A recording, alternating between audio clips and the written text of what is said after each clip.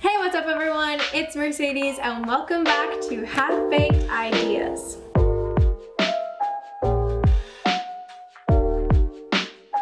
This is the show where I talk, I bake, and hopefully you listen. Today we're going to be doing something a little bit different. There isn't a specific topic per se, but we're going to be doing a Q&A. Since this series is pretty new and you're still getting to know me, I thought this might be a good way for us to get to know each other. Here is a question for the comments. What is your favorite comfort food? Drop that comment below so I can get to know you a little better too. So aside from the Q&A, today we're going to be baking a super simple recipe. It's called rugelach, and if you haven't tried it before, it's essentially a cream cheese based dough topped with jam and walnuts or fruit, pretty much whatever your heart desires. Very similar to a Danish pastry, but a little bit different and definitely a lot simpler. My mom told me before I filmed this that apparently she used to make these for me a ton when I was a kid and I really liked them. I have absolutely zero memory of that, so hopefully this will bring back some memories of my childhood. As per usual, this recipe is from The Joy of Cooking. So without further ado, let's get started. First up, the ingredients. So for the dough, it's pretty simple. We're just gonna use half a pound or 2 cups of softened butter, 6 ounces of softened cream cheese, and then 2 1/4 cups of all-purpose flour. Once we make that dough, it'll be refrigerated for about an hour.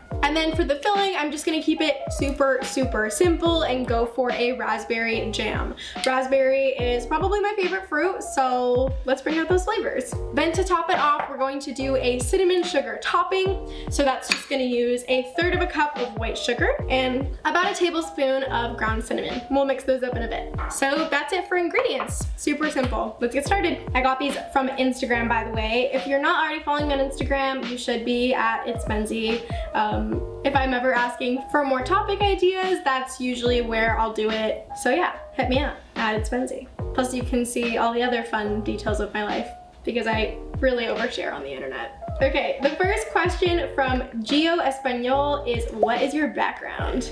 I get this question a lot. I think I look a little bit ethnically ambiguous, but my dad is Puerto Rican. If you don't know, Puerto Rico is a territory in the US, not a state. So that could be, I guess, classified as like Latin American, Latina. And then my mom was born and raised in the United States, but her family is a combination of French Canadian, Portuguese, and Irish. Now, another kind of fun fact and something that made my childhood kind of rough is that typically in Puerto Rican culture, a lot of kids will take both their mom's and their dad's last name. So I have Gaztambide from my dad, and I have Spillane from my mom. So my whole name altogether is Mercedes Irene Gaztambide Spillane. And let me tell you, that on an attendance sheet is just brutal at age 8. So besides that, I mean, I was born in Boston, and then we moved to Toronto when I was 6 years old. So yeah, that's my background. This question is from Payne_Spool, and the question is, how do you balance work and school so well? First of all, Payne, thank you very much for saying that, because most of the time I feel like I do not have it together by any means at all.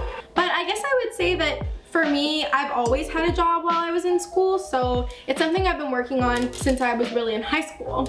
The main thing when it comes to managing work and school responsibilities is that you also make time for yourself. It can get really overwhelming to be working all the time, whether that is on schoolwork or in a retail position, in food service, or in a desk job. And I think if you don't learn to also make time for yourself and prioritize your mental health, those other two things will fall to shit. There's just no other way around it. Aside from that, I think prioritizing is also really important, especially when you get a new job. It can be really hard to convince yourself to want to continue doing schoolwork, but just, you know, remember to keep your priorities in check wherever those lie, and also know what your limits are. That's obviously easier said than done, but you'll figure it out in time.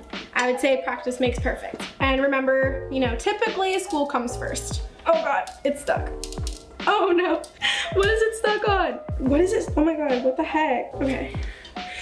Let's carry that on. All right. Caitlin Bingham asks, what is the meaning of your tattoo?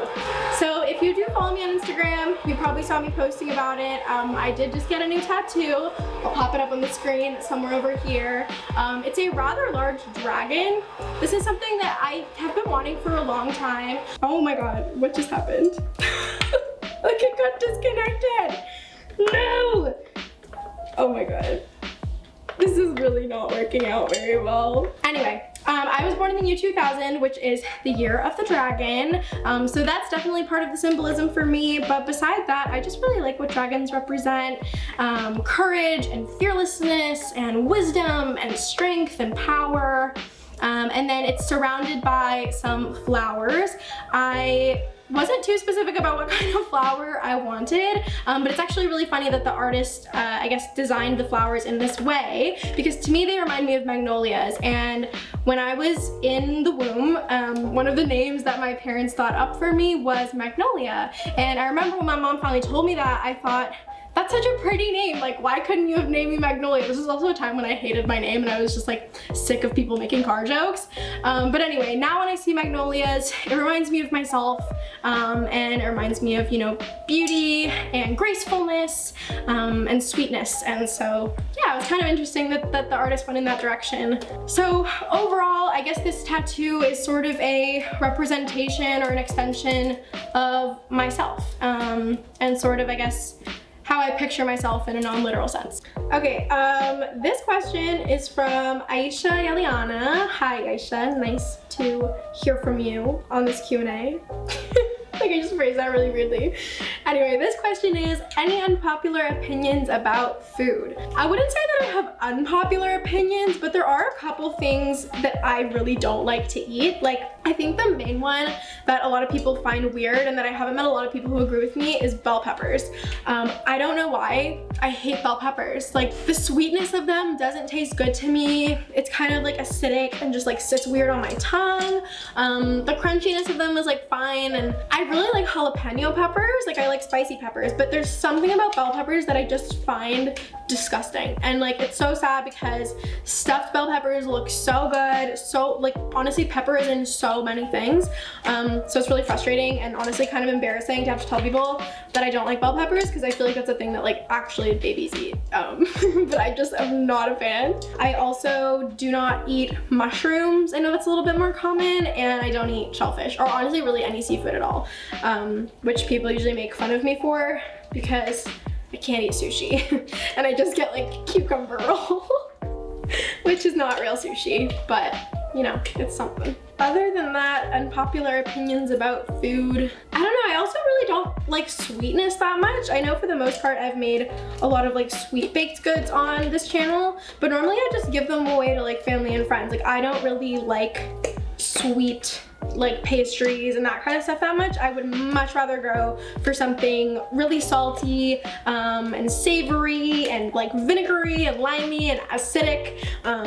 I prefer that to sweetness any day. Okay, so now this is looking pretty decent. So I'm gonna reattach this to the stand mixer, and then I'm going to combine this flour. There we go, that's that. So now I think I'm gonna take this, put this on, just to prevent the flour from flying everywhere. And then this is my flour. So I'm gonna go ahead and slowly add that. Okay, this isn't mixing like as I was hoping it would, so I'm gonna stop for a quick second and we're gonna go in there with the spatula. Okay, yeah, you can see that. It's like just a big ball of wetness combined with the flour. If anyone wants to send me a KitchenAid, I would love you forever. Okay, yeah, you know what? I'm gonna do this by hand because this is just ridiculous. Ridiculous. Next question. This one is from one of my very best friends, Cassandra Earl. What are your hopes and goals for senior year? I guess the main one is to go back to campus. I know that that is not something that is within my control, unfortunately, but I really miss being on campus. I miss seeing other people. I miss being in the classroom. I miss talking to professors. I miss being in the studio and doing all the in-person things that we do in the journalism program. Pretty much everything that I like about school is what we do in person. So doing everything online for the past year and a half has sucked a lot. And if we're to go into fall and not be in person, I will have spent more time doing my degree online than I will have having done it in person, which sucks. Like, it really does suck, especially with how much you pay for tuition. Like, it's just crazy. So that's the main thing. Aside from that, I mean, I guess I just hope to have a good time. Here is another question. What's it like getting recognized in person? So this has happened, I guess, a little bit more in the past like 6 or 8 months. Like, when I first started working at BlogTO, I wasn't really getting noticed like on the street or anything like that. But especially as like masks have come off and stuff, I've definitely gotten a lot more people asking me like, oh, are you the BlogTO TikTok girl? And I'm like, yes, I have a name and it is Mercedes. But no, honestly, it's so sweet, and like it actually is the most validating thing in the world to know that people not only like watch and enjoy the content that I produce, but that like my face is a memorable face to them. And you know, I know that it's only a handful of people, the people that do feel comfortable saying, oh my god, are you this person, that are saying it to me. And the fact that that has been genuinely so many people, and people are always so sweet, and we usually end up having a great conversation. It feels really good. It feels really freaking validating, and I love getting to meet new people and getting to know people. I'm like such an extroverted person. I love to just chat and get to know people and like learn people's names, and then hopefully like see them in the comments of videos or in live streams later on. So yeah, it's weird as hell, but it's also really nice and really cool. So yeah, I'm super grateful for every person that has recognized me and said something to me on the street. So if you ever see me, please do, and let's chat. So this person, Saliha K, asks, I was just curious on how you got started in your career. Like, what moved you into working for the community, and what was the journey like? When I was a kid, I had two very passionate loves. One of those loves was performing and acting and singing and dancing, and the other love was writing and researching and learning and being super curious. And I had no idea how I was gonna combine those two passions until I was in, I guess, the end of grade 11 and the beginning of grade 12. I was paired with a mentor through a organization called Girls E-Mentorship. My mentor, her name was Laura. I love her so much. She's amazing. I was telling her about the things that I liked and saying that I wasn't really sure what I wanted to go forward with. You know, I was like, I don't want to be like a novelist or a researcher or an academic, but I also don't want to go into acting professionally. Like I tried that. I did the whole, you know, acting gig and going to commercial auditions and that kind of stuff and being in TV shows, and it just wasn't for me. And she said, you know, have you ever considered yourself, like, have you ever looked at yourself and thought, oh, I could be like a TV news anchor or a journalist or a reporter? And I was like, no, like it genuinely, the thought of that had never crossed my mind. But as soon as she said it, I was like, oh my god, like I think that this could be it. Like this could be what I'm meant to do. So yeah, I just really started bulking up my portfolio. I like joined every single club at school that I thought could possibly help me get into the program, because at the time Ryerson had a portfolio component. So I joined like the school newspaper, I joined the announcements team in the morning, I continued to work with the drama team, and just writing on my own as well, doing everything that I could to get my foot in the door when it came to journalism. I definitely didn't see myself necessarily doing something on camera at first. I was like, I'll probably just end up being a writer for the rest of my life. Like, it's pretty hard to get on camera, like, you know, set your sights a little bit lower. So that's where I started out, was pretty much just writing. Oh, this dough, man.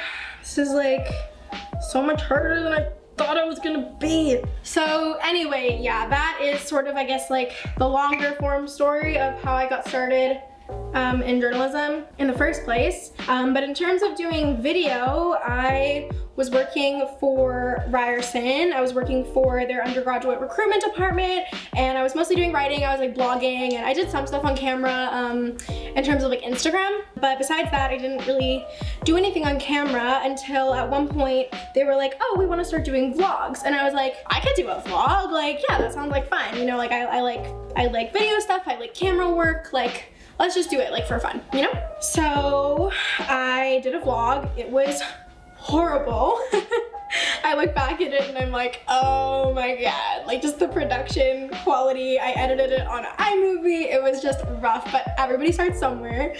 And after that I was hooked on video. So then I became their like official vlogger.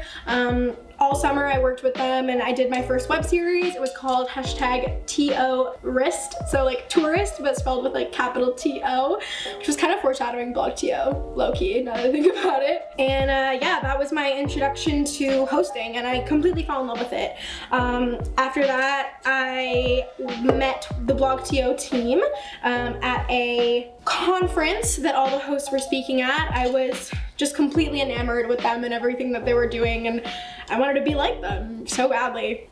They talked about needing somebody for TikTok, and you know, I went with one of my coworkers, actually the person that was, you know, my videographer at the time for Tourist, and he said, oh my god, you should reach out to them and like see if they need someone for TikTok. And I was like, I'm 18, like there's no way they're gonna hire an 18-year-old. But anyway, they did a job posting about, I guess like a week later, and Chris sent it to me and he's like, hey man, like it's literally up on the website, like there's nothing that you can lose by applying, so just do it. So I did, and a couple days later got an interview. The interview went really well. I met my soon-to-be supervisor, Aaron, and yeah, the rest is history. I started doing TikTok. They needed somebody to host because they were low on hosts, so they gave me like a screen test, and it was great. I had so much fun with it. That video also, I look back and cringe a little bit at myself, but I mean, it's been 2 years and it's been such an awesome journey. I love doing things on TikTok. You know, I've had, I guess, the courage to start this channel, like doing my own thing, which I never would have imagined myself doing when I was, you know, in my first year of university and just expecting myself to be a behind the scenes writer forever. So yeah, I am super proud of how far I've come, and I can't wait to see what is next. Anyway, this dough is pretty much done. It's looking pretty good to me. I'm gonna leave it to chill for like 45 minutes to an hour, and then we'll come back when we're ready to spread the jam. All right, we are back. It's been an hour. I have been cooling these little patty boys in the fridge for a little while now. Basically, what we're gonna do is spread all 3 of these sections out into a circle formation. I am going to spread this jelly right on top, and then I'm gonna cut them. So let's go for it. You know, like right after you wake up from a nap and you feel like, are you in dreamland? Are you in reality? That's kind of like where I'm at right now. So I preheated the oven to 350, and the first thing I'm gonna do is just make my cinnamon sugar mix. Woo! Oh my god, that looks really good. Okay. That looks pretty good to me, so this will be our brown sugar topping. And let's go on with the next question. What is your favorite part of your job? I like a lot of things about my job. I think like it's such a unique job, right? Because like most people don't get to just, you know, try food, eat food on camera, go to different events like as a position. Like it's pretty unique in that way. So I think that those parts of the job are obviously like really fun and unique, and definitely some of my favorite tasks to do. But I would say that those aren't necessarily my favorite parts of the job, if that makes sense. I think one of the most rewarding parts about this job is the difference that it can make for business owners. I think especially when it comes to, you know, mom and pop shops, small restaurants, brand new restaurants, that kind of stuff. We live in Toronto. It's a city that is so saturated with new businesses all the time that it can be hard to stand out, and it can be hard to keep going after that initial momentum when you get started. So I think for me, hearing from business owners that our coverage has made a difference and that, you know, they had a lineup out the door after we stopped by, that makes me feel like I've done something right and like I've done my job well. and sold the business in a way that makes people interested in it. Ultimately, it's the way that I feel like I'm helping people the most, and that's something that I really strive for. Let's pull up another question. If you could choose any animal, illegal or not, to keep in your house, what would it be? Okay, so this might be a controversial answer. Actually, it's not gonna be controversial at all, but I just know some people don't agree with this. For me, it would probably be a raccoon, or like a fox, or like some animal like that, like a koala. I don't know, but especially raccoons. I just find them so cute and so like crafty and quirky. They're kind of like cats. And I know that people don't really love them in Toronto because like they can be kind of destructive and like get into your garbage and everything, but I don't know. I really have a special soft place in my heart for raccoons. Next up. First place you'll travel after the pandemic. I don't know, there's so many places I want to go, but I feel like I definitely want to do Europe. Oh wait, what am I saying? I literally have a trip booked. I'm going to Vegas with my friends in October, and I'm so excited. I've never been before. And like, you know, we'll all be 21, so we'll be legal drinking age, and we can go to like the casinos and the different shows and the clubs, and I just could not actually be more excited.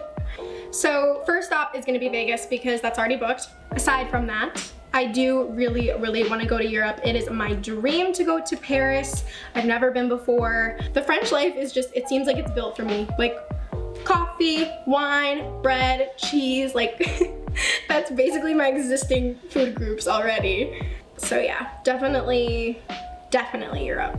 Okay, let's brown sugar these babies. Okay, if you weren't an influencer / journalist, what would you be? I don't know. When I was younger, like when I was, especially in my first couple of years of high school, I had dreams to go to medical school, to become like maybe a pediatric nurse, or just a pediatrician in general. I love working with children, and I think the idea of like actually saving their lives was always really appealing to me. So if I was better at math, that might have been the route that I went down. I can also picture myself being a teacher, or maybe another writer of some kind. Something that I think impacts people's lives in small ways in the day-to-day. That is what I'm passionate about. So I can see myself doing something like that. Let's do one last question before I put these babies in the oven. Are you religious? Okay, simple answer, no, not really. My mom grew up Catholic. My dad kind of did too, but separated himself from religion a lot. My mom is still a bit religious now. Overall, I guess I would call myself like agnostic. I definitely have like spiritual beliefs generally. Like I love, you know, reading tarot, and I definitely believe that there's like some type of like higher power, I guess, so to speak. But in terms of like organized religion, I guess I just don't associate myself with it that much. Especially being bisexual, like I think it's hard to feel as though that community is accepting, and like, you know, hard to believe in something that kind of denounces your existence. But overall, I think like faith is a really important part in people's lives, and I definitely do not shame anybody who is deeply religious. That's it. Hopefully you learned a little something about me today. If you have more questions, please feel free to drop them in the comments and I will answer them. These are all done and good to go, so I'm gonna go ahead and pop them in the oven, and apparently they're supposed to cook or bake for about 20 to 25 minutes. So I'll come back and show them off when they're done. All right, friends, the rugelach is done, and how freaking cute is it, man? I literally, like, it just smells so good. So I'm gonna try a little bite of one right now with my little cup of coffee. This is just straight espresso, so pray for me. But yeah, let's try this. Oh, it looks so good.